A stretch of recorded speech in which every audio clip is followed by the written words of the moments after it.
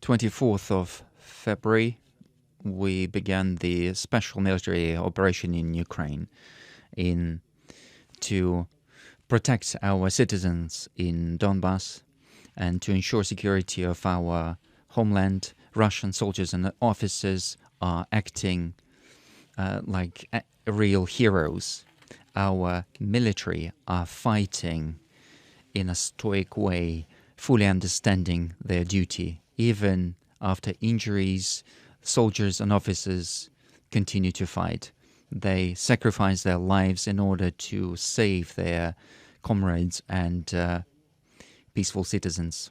In the course of fighting, our military and the formations of Donbass and Lugansk showing heroism.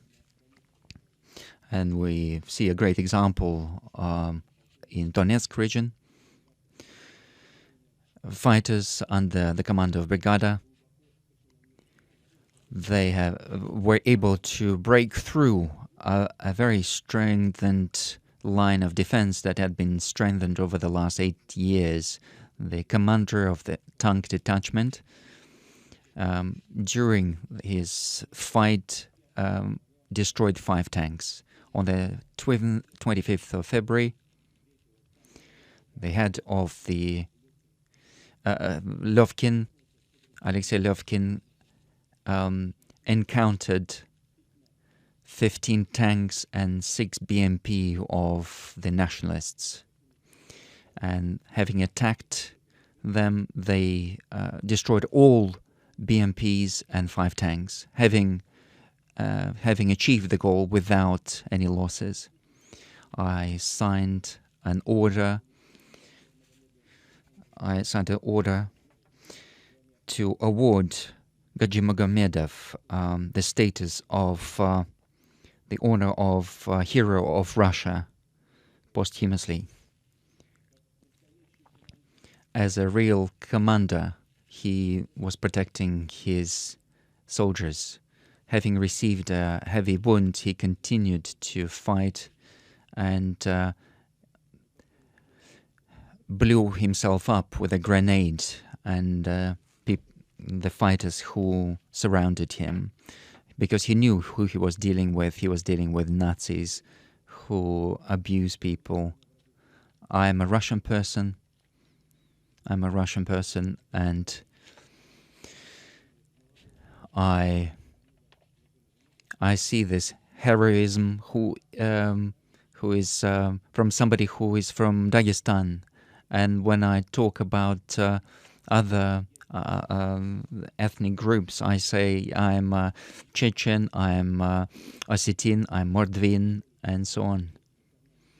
All these 300 nationalities, ethnic groups that live in the territory of Russia.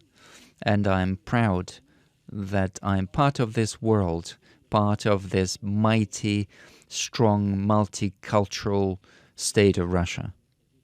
And of course, I will never go back on my conviction that Russians and Ukrainians are the same people.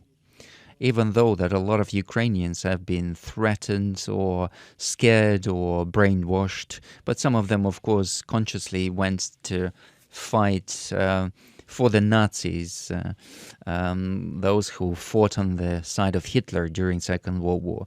The fact that we are dealing with neo-Nazis is demonstrated by the fact, by the nature of the fighting.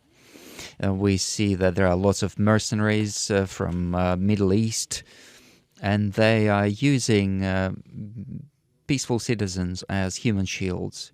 There are absolutely objective data where they place heavy artillery in residential areas. They are acting in this way, and they are absolute gangsters, absolute bandits. And instead of moving away this heavy equipment from civil infrastructure and housing, they are bringing in rocket launchers and so on into these areas. They are holding thousands of young students, foreign citizens. They have been keeping 3,000, over 3,000 Indian students in Kharkiv rail station, preventing them from leaving, and they keep leaving them. And about 576 students in Sumy. They started shooting at Chinese students who wanted to leave, and 2 of them got injured. Hundreds of foreign citizens are trying to leave the areas, but they're not allowed to do that. They're being held hostages, and they offer them to go through Lvov, which means covering the whole area of military action. Our military provided corridors in all areas without exception. They provided transportation so that citizens and foreign citizens could leave to safety zones. I would like to emphasize that nationalists are not allowing them to do this. Moreover, now they are they're telling foreign citizens to go to their authorities, who will need to contact Ukrainian foreign ministry. What is worse still, neo-Nazis are dealing in a really horrible way with their own citizens. They're using them as shields. We know that in Severodonetsk and Lysychansk and other areas of Donetsk,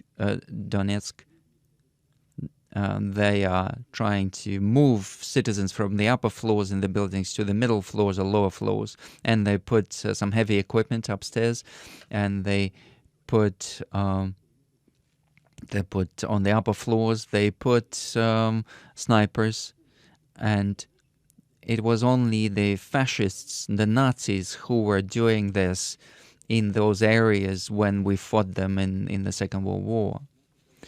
And our soldiers and officers are trying to prevent any victims among civil population. Unfortunately, we're incurring losses, and our duty is to support the families of our people, of our personnel, those who fight for our cause, and to everyone who suffered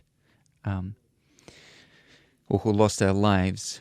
Their families will receive insurance payouts, and they will also get a monthly compensation to all the members of their families. Apart from that, I believe that it is necessary to set up another payout to all the servicemen and women who are participating in the operation in the region of 5 million rubles. All military who were injured in the operation will receive a payout, insurance payout, and one single payout for any injury. If the injured person is not able to continue the military service, they will receive 2.9 million rubles as a payout, and if they get disability, then they will receive a monthly compensation, and this has already been passed into law. I also would like to say that it's important to ensure additional payouts to the military and any other departments participating in the operation, those who were injured or received or wounded in the region of 3 million rubles. Now we have these military who fight for Russia, for the security of people in Donbass, and for denazification and demilitarization, so that there's no longer any direct threat on the direct border with Russia, including threat from nuclear weapons. We're proud of our military, and we need to remember our fallen comrades, and we need to do everything to support their families and their close ones. And I invite you to respect their memory with a minute of silence.